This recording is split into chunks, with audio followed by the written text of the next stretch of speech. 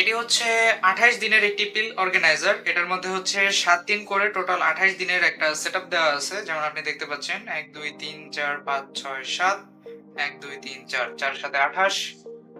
So চলুন আমরা এটা ওপেন করে দেখি।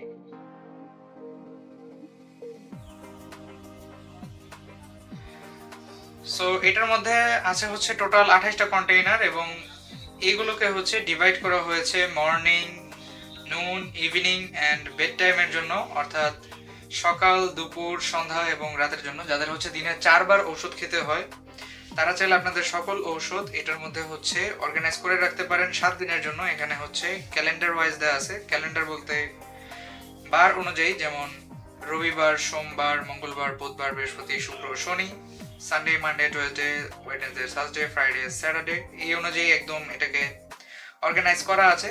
সো যাদের হচ্ছে ঔষধ খাওয়ার কথা খুব বেশি একটা মনে থাকে না, যেমন অনেক বৃদ্ধ লোকজন থাকে যাদের ওষুধ খাওয়ার কথা মনে থাকে না, অথবা কোন কোন ওষুধ খেতে হবে এটাও মনে থাকে না, তারা হচ্ছে এই টোটাল এই সেটআপের ভিতরে আপনার 7 দিনের ঔষধ অর্গানাইজ করে রাখতে পারেন।